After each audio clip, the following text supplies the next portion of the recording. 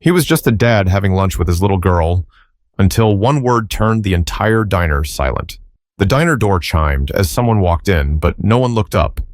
It was the kind of Saturday afternoon when time seemed to stretch. The smell of bacon and syrup hung in the air, plates clattered, and the soft hum of conversation filled the space. At a corner booth by the window sat Darius Monroe, a tall man in his early 40s with calm eyes that had seen too much.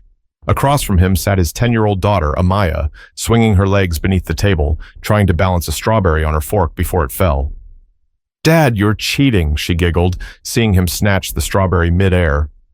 "That's called training, sweetheart," he said, smiling. "Years of catching things before they hit the floor." "Like what? Pancakes?"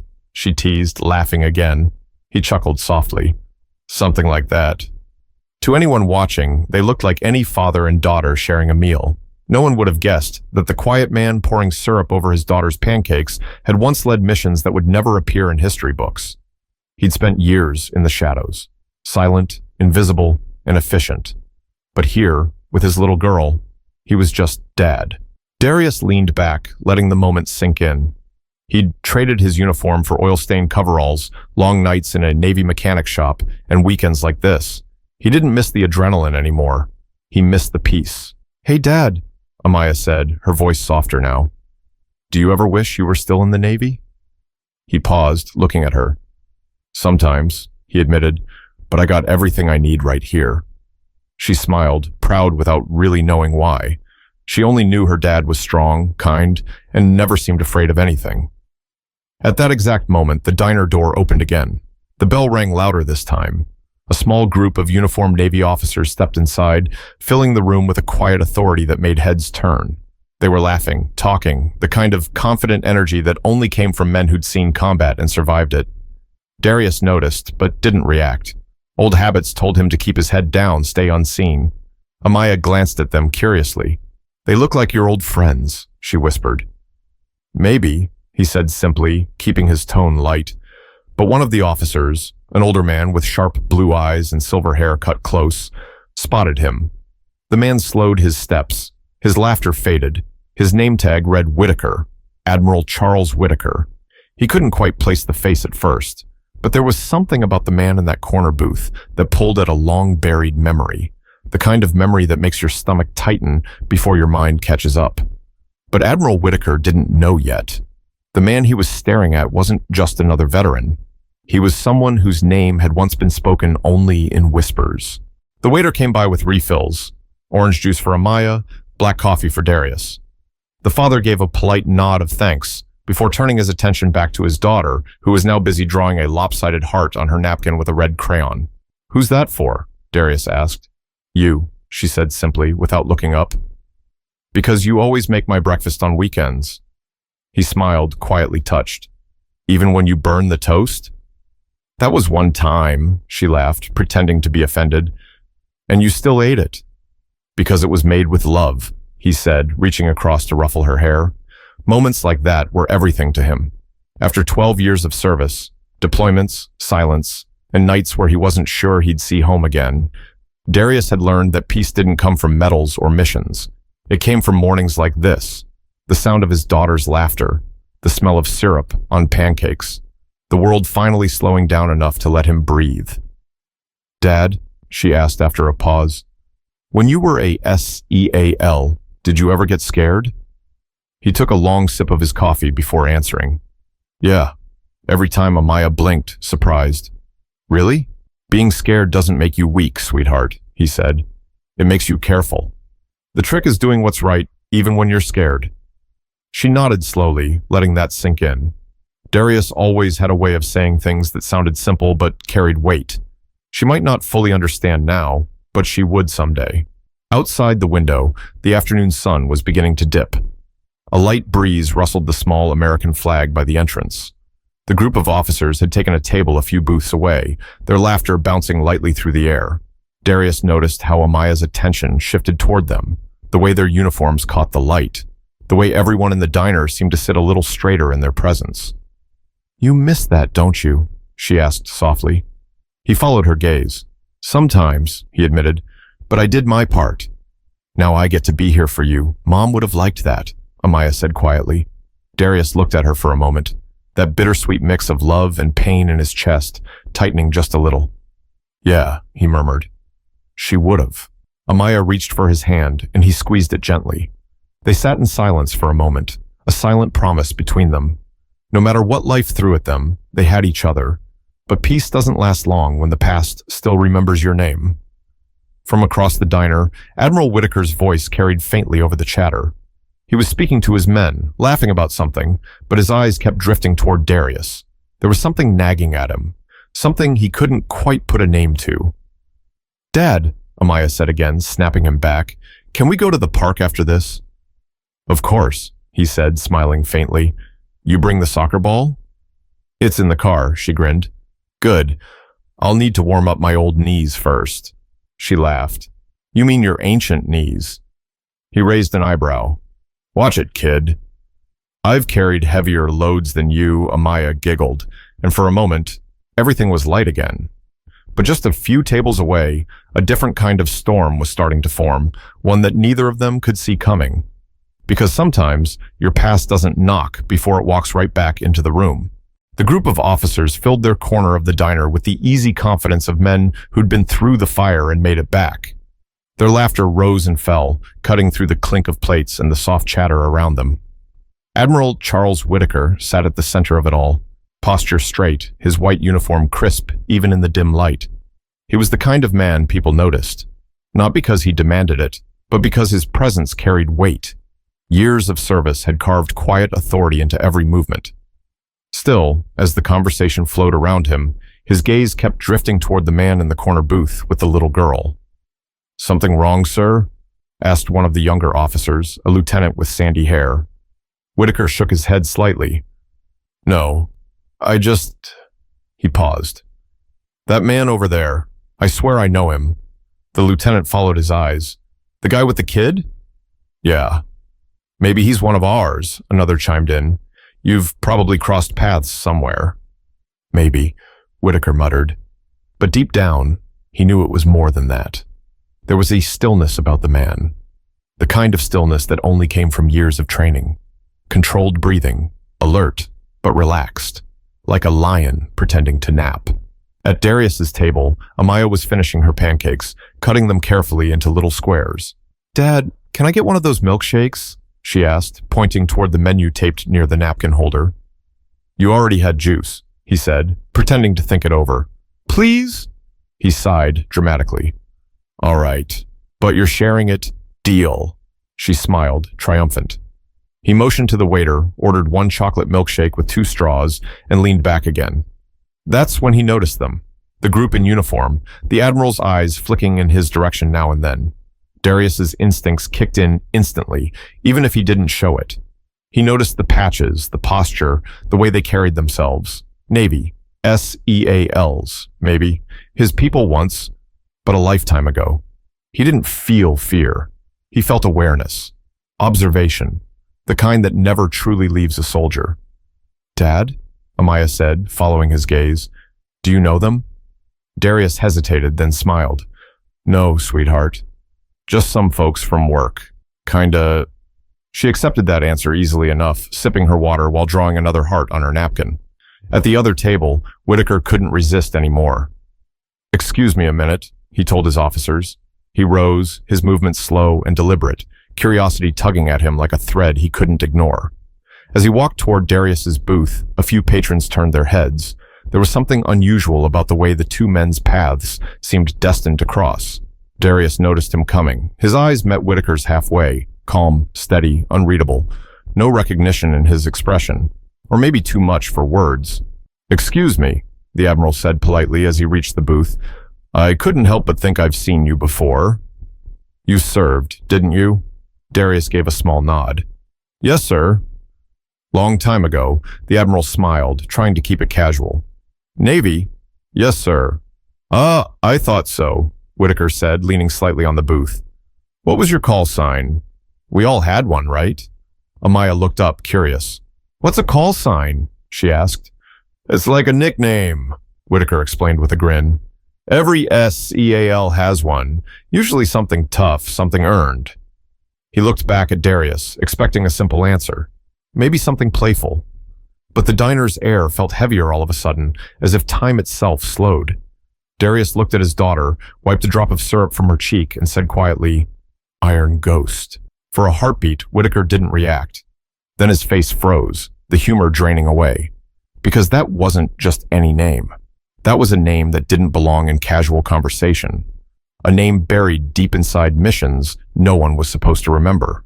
For a moment, Admiral Whitaker just stood there, his lips slightly parted as if his mind was trying to catch up to what his ears had heard.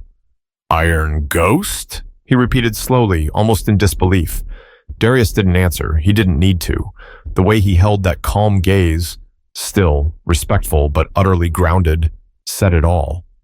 Whitaker's smile faltered, replaced by something heavier. The noise in the diner seemed to fade. Forks stopped clinking. Conversations dulled to whispers. The other officers at Whitaker's table had gone quiet too, exchanging uncertain looks. The Admiral cleared his throat, his voice a shade lower now. That's a name I haven't heard in years." Darius gave a small, polite nod. "That's how I like it." Amaya looked between them, confused. "Dad? What's wrong?" "Nothing, sweetheart," Darius said gently. "Just talking." But Whitaker wasn't done. He was searching Darius's face now, the memories unfolding one after another. The old mission reports, the whispered stories about the man who could move through enemy lines without a sound, who never missed, who never left anyone behind. A ghost. He let out a small, almost nervous laugh. "You're telling me you're Iron Ghost?" Darius just gave a faint shrug. "That's what they called me."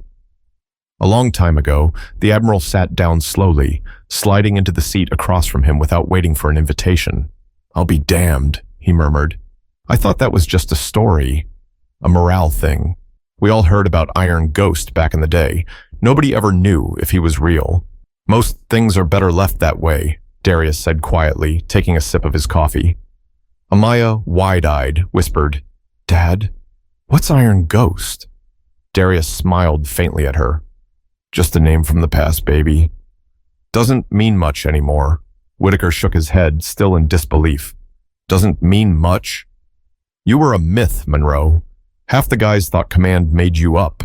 You'd show up on the most impossible ops, get people out alive, vanish before the dust settled. We used to joke you didn't even breathe the same air as the rest of us." Darius didn't respond. He wasn't one for war stories. The Admiral leaned forward, his tone softening. "Why'd you never take the commendation?" "The record's blank after 14, classified black. You just disappeared." "I had other things to take care of," Darius said, glancing at Amaya. Whitaker followed his eyes and nodded slowly. "Family." "Family," Darius echoed. "You learn what matters after you've seen enough." For a long moment, the two men just sat there, one wrestling with awe, the other with the ghosts of a life he'd left behind. Amaya broke the silence. "Dad, did you save people?" Darius looked at her gently. "I tried to. Sometimes I did. Sometimes I couldn't." Her small hand reached across the table and touched his. "I think that's brave." He smiled softly. "Thank you, baby girl." Whitaker's eyes softened too, his earlier pride replaced by something quieter. Respect. "I didn't mean to interrupt your meal," he said finally. I guess I didn't expect to meet a ghost today." Darius gave a small smile. "No harm done, sir." The Admiral stood, still looking a little shaken. "If half the things I've heard are true, you did more for this country than anyone knows." Darius looked back at him. "Then let's keep it that way. But secrets never stay buried forever. And sometimes, respect can stir up truths you thought you'd buried for good." For a few seconds, no one moved. The diner, once full of chatter, had gone strangely still. You could almost hear the faint hum of the ceiling fan turning above them. Whitaker stood there, trying to steady his breath, while Darius calmly folded his napkin beside his empty plate. Amaya didn't fully understand what had just happened, but she could feel the change in the air. Kids always could. Her dad, normally so warm and easygoing, was quieter now. Not tense, just contained. The waiter arrived with their milkshake, smiling until he noticed the look on both men's faces. He placed it gently on the table and slipped away without a word. Whitaker broke the silence first. "You know," he said quietly, There were nights back in Helmand province, so we'd get reports that Iron Ghost had been there. No one ever saw you come or go. Just the aftermath. People alive who shouldn't have been. We used to call it divine intervention. Darius stirred his coffee, not looking up. It wasn't divine. Just training and luck. The Admiral's mouth twitched, a faint, almost tired smile. Humility too, I see. Amaya's brow furrowed. Dad, did you help that man? Darius finally looked at her. A lot of people, honey. That's what we were supposed to do. Whitaker's gaze softened.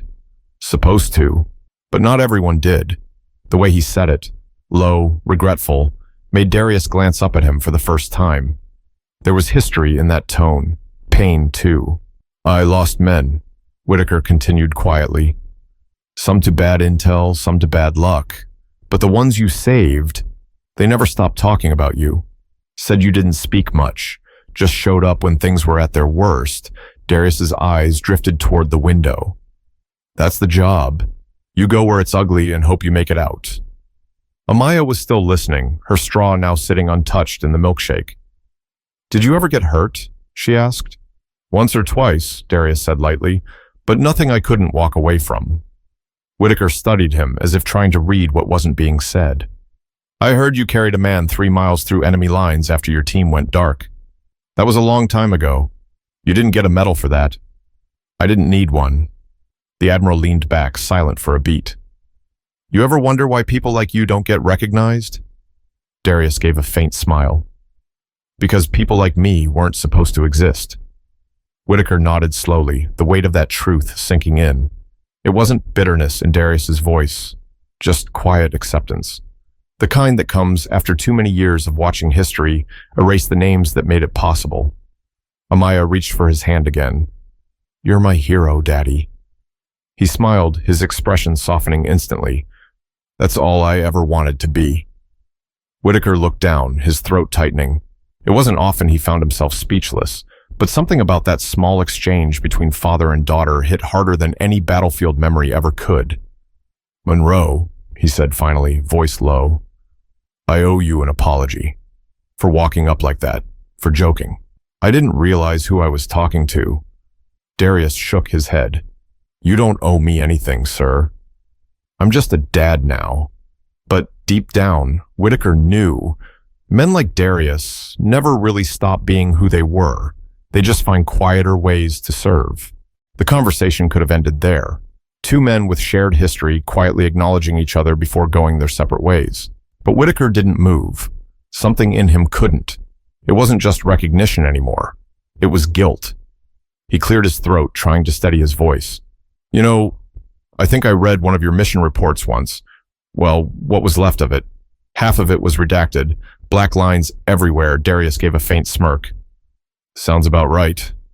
Whitaker leaned forward slightly, lowering his voice. Operation Lockstep, Northern Afghanistan, winter of 2013. Ring any bells? Darius didn't answer. His jaw flexed once, just once, before he took another sip of coffee. That was all the confirmation Whitaker needed. I was a commander back then, the Admiral continued. We were pinned down. Ambush. Sandstorm came out of nowhere. We thought the whole unit was gone. He paused, his tone softening. But the next morning, there was a trail. 3 miles long, footprints, shell casings, drag marks. You pulled 4 men out of there, didn't you? Darius stayed silent. Amaya's eyes widened. You saved people in a sandstorm? He met her gaze, a small smile tugging at the corner of his mouth. Something like that. Whitaker looked between them, almost amazed. You didn't even wait for backup. You went in alone. Darius set his cup down carefully. Sometimes waiting costs lives. You do what you have to do. The Admiral exhaled through his nose, shaking his head slowly. You know, I've met a lot of brave men in my life, but none who walked away from that kind of record. Walking away was the bravest thing I ever did, Darius said. Whitaker tilted his head, studying him. Why? Because when you stay too long in that world, you forget what you're fighting for. His voice dropped slightly, almost like he was speaking to himself. You stop being a person and start being a mission. I didn't want my daughter growing up with a ghost for a father. Amaya looked up at him, trying to understand. But you were a hero. He smiled softly, brushing her hair from her face. A hero's just someone who did what needed to be done. Doesn't mean he's perfect. Whitaker's tone grew thoughtful. I lost my son around that time, he said suddenly, surprising even himself. He was stationed out in Kandahar. I used to tell myself maybe he was saved by one of your kind. Someone who never asked for credit. Darius looked at him, quiet for a moment. Maybe he was. The two men sat in silence for a beat. Two fathers, both scarred by service in their own ways. Amaya leaned forward on her elbows, her curiosity breaking the heaviness. Dad, when you left the Navy, did people know? Darius smiled gently. No, I just stopped showing up. They moved on, and so did I. Don't you miss it? She asked. Sometimes, he admitted, but I'd miss you more. That made her smile. A pure, innocent kind of smile that seemed to ease the tension around the booth. Even Whitaker felt it, like a small piece of something lost being found again. He nodded slowly. You did the right thing, Monroe. Maybe the rest of us just forgot what that looks like. Darius looked down at his hands. We all serve in different ways, sir. Some on the field, some at home. The Admiral sighed, his voice quieter now. You ever think about coming back? Even in a training role? Men like you, we could use them. I have someone to train already, Darius said, glancing at his daughter. She keeps me plenty busy. Whitaker chuckled softly, shaking his head. She's got your eyes, you know that. She's got her mother's heart, Darius said. That's what matters. Amaya smiled proudly. For a moment, the tension melted away. Two men who'd once lived in the shadows now sat under the pale light of a family diner, talking not as soldiers, but as fathers. But peace is a fragile thing, and for men like them, it never lasts long before the past decides to remind you it's still watching. Whitaker sat quietly now, his elbows resting on the edge of the table, watching the man across from him with a mix of admiration and regret. The other officers had gone silent too, trying not to stare but unable to look away. You could feel it in the air, that rare, unspoken respect that no medal or title could command. After a while, he said softly, You know, Monroe, I used to think leadership was about standing in front of people, giving orders, making decisions that others couldn't. But seeing you here, with your little girl, I realize it's about knowing when to step aside. Darius gave a small nod. Sometimes the hardest thing to do is walk away from what you're good at. Whitaker smiled faintly. Yeah, but maybe it's the only way to stay human. Amaya leaned forward again, sipping her milkshake, her big eyes shifting between the two men. Dad, did you ever meet him before? Darius shook his head. No, sweetheart. But we've walked in the same places. Whitaker looked down at his hands for a moment, then back up. You know, when you spend years commanding men, you start believing you understand sacrifice. But you... He hesitated, then continued. You lived it. Darius tilted his head. We all did. Some of us just made it back. The Admiral chuckled softly, though it didn't quite reach his eyes. You ever wonder if the world will remember the people who really made a difference? No, Darius said simply, because if you do it for recognition, you've already lost sight of why you did it in the first place. Whitaker sat back, letting the words hang there. They weren't dramatic, but they hit hard. The kind of truth that made you rethink everything you'd ever believed about pride and service. You're a better man than most of us, Monroe. Darius gave a faint smile. I'm just a man who learned to listen. Whitaker nodded. Maybe that's what we all need to learn. Amaya looked at both men, then asked, What's going to happen now? Darius smiled. We finish our milkshake, pay the bill, and go to the park. That's what's going to happen, she giggled, content with that answer. Whitaker's expression softened. You know, I think that's the best mission plan I've heard all week. Darius raised an eyebrow slightly. You still plan your days like ops, huh? Old habits die hard, Whitaker replied. But seeing you here, it's a reminder. We forget that peace takes just as much discipline as war. Darius nodded. Yeah, the difference is peace doesn't get the same medals. Whitaker looked down, smiling quietly. Maybe it should. For a few seconds, there was nothing but the sound of Amaya's straw slurping at the bottom of the milkshake glass. Then she looked up and said, "Dad, when I grow up, I'm going to be brave like you." Darius reached across and squeezed her hand. "You already are." Whitaker stood up slowly, straightening his uniform. He hesitated for a moment, then extended his hand. "It's been an honor, Monroe." Really, Darius stood, shook his hand firmly. "Likewise, sir." Whitaker held his gaze a little longer. "If there's ever anything I can do for you, anything, you just call." "I appreciate that," Darius said, his tone sincere but measured. "But I've got everything I need right here." The Admiral looked down at Amaya and smiled. "You've got a good dad, young lady." "I know," she said proudly. He chuckled, nodding before turning to leave. As he walked back to his table, his men looked at him expectantly. He just said quietly, "That man's the reason some of us are still breathing. Show some respect." The younger officers exchanged glances and nodded silently. Darius sat back down, watching Whitaker leave the diner a few minutes later. For once, the man who had been a ghost was seen, not as a legend, not as a soldier, but as something far rarer. A father, a human being. But the weight of being remembered can be as heavy as being forgotten. And Darius knew that the moment you stop running from your past, it finally starts to rest. The check arrived quietly, slipped onto the edge of the table by the same waiter who hadn't dared interrupt since the Admiral left. Darius reached into his pocket, pulled out a folded 20 and a few crumpled bills, and left them neatly beneath the receipt. Amaya finished the last of the milkshake and wiped her mouth with the back of her hand. "You think that man will tell people about you?" she asked. Darius smiled faintly. "Doesn't matter if he does. People believe what they want to believe. But he looked like he was scared and proud," she said, "like he saw a ghost." He chuckled at that, shaking his head. "Maybe he did." They slid out of the booth and Darius helped her with her jacket. As they walked toward the door, the other patrons tried not to stare. Some whispered softly, others just nodded. They didn't know the details, but they knew they'd just witnessed something rare. The quiet recognition of a man who'd carried the weight of war without ever asking for thanks. Outside, the California sun was warm on their faces. The parking lot shimmered under the light. Amaya took his hand, and they walked toward the old Ford truck, parked near the edge of the lot. For a while, they didn't speak. The silence between them wasn't heavy. It was peaceful. Finally, Amaya broke it. "Dad, if you were a hero, why didn't you ever tell me?" Darius smiled softly, opening the truck door for her. "Because real heroes don't need to say it. They just keep doing what's right." She climbed in, thinking about that as he started the engine. "So, you don't miss it? The missions, the people." He looked ahead at the road, the diner shrinking in the rearview mirror. "I miss some of them," he said, "but every man out there is trying to make it home. I made it home. That's enough."